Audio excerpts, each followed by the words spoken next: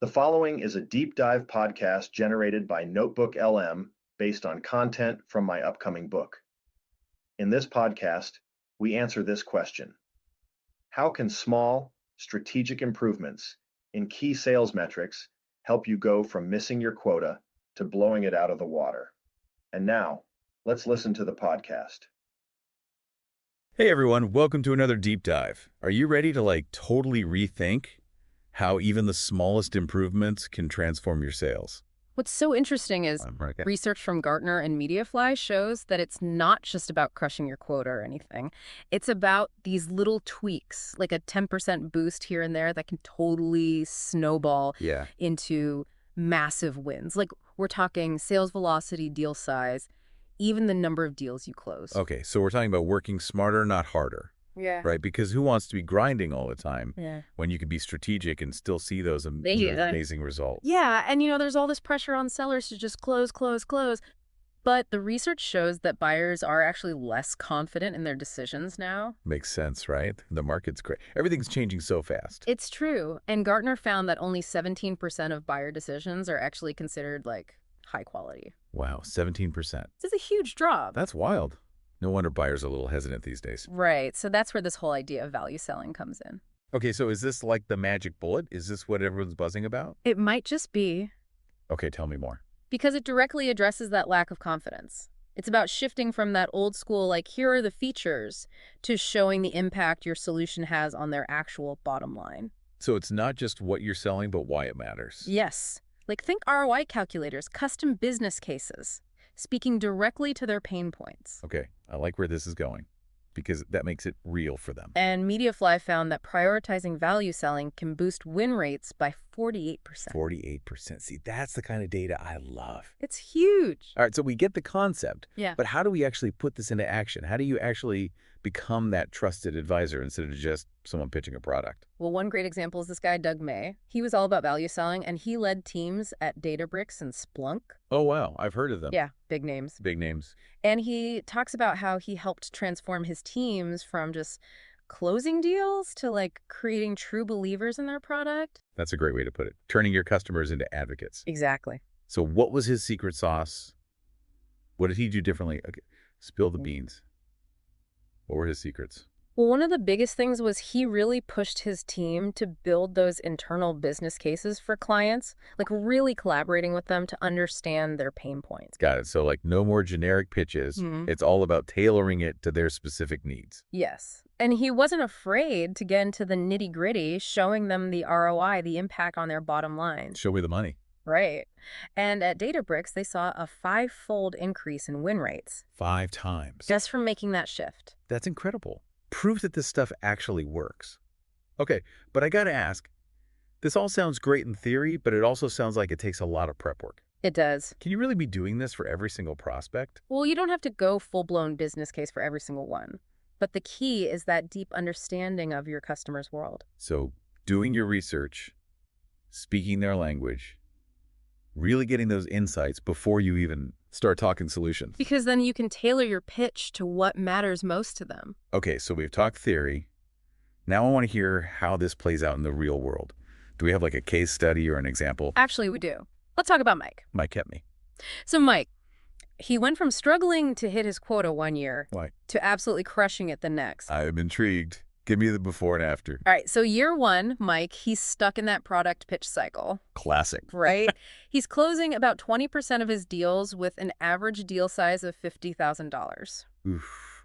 Not great. Not great. And his sales cycle was dragging on an average of 90 days. Yeah, that's not sustainable. No. So what did change? So year two, Mike had an epiphany. He decided to really embrace this value selling thing. Okay.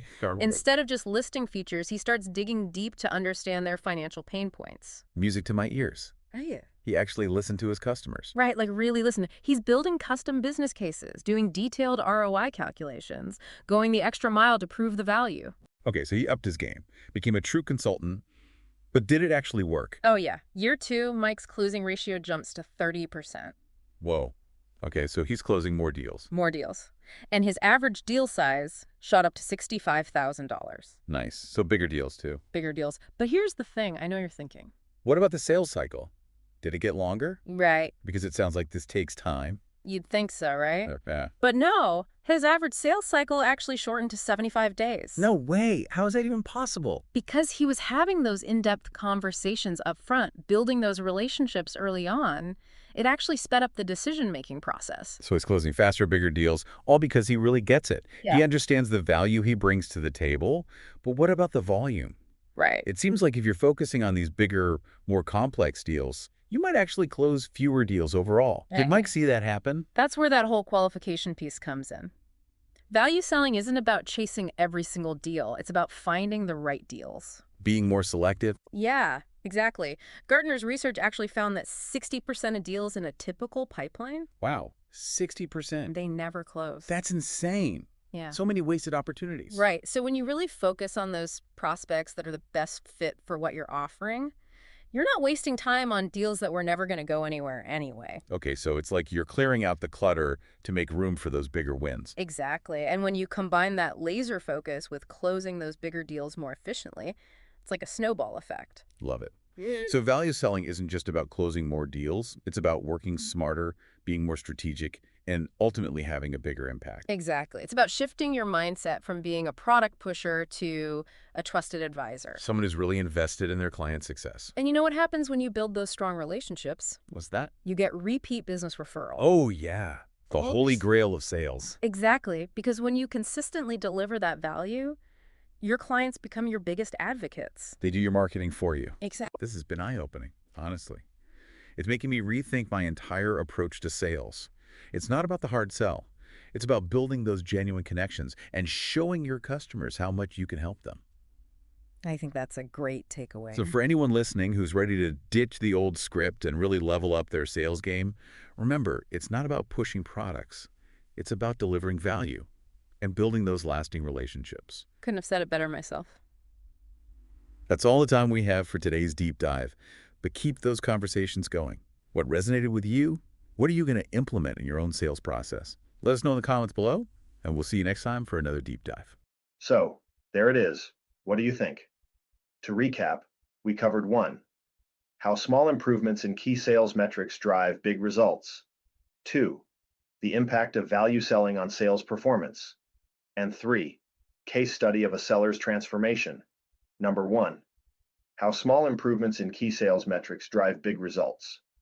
This episode demonstrates how a 10% boost in sales velocity, deal size, and deal volume can have a compounding effect, leading to significant revenue growth.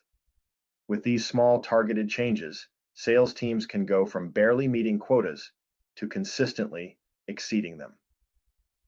Number 2, the impact of value selling on sales performance. We dive into the value selling approach, focusing on how aligning with customer needs and articulating financial impact makes sales conversations more compelling and drives faster deal cycles.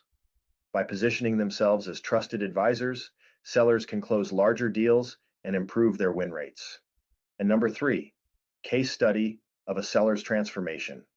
Listeners get a look at the real-world example of a seller who went from missing his $1 million quota to exceeding it by 60% by fully embracing value selling. This case study breaks down the key metrics that improved and the specific changes he made to achieve his impressive results. This has been the Communicating Value Podcast. My name is Paul, and I'm the Value Coach. Thanks for joining.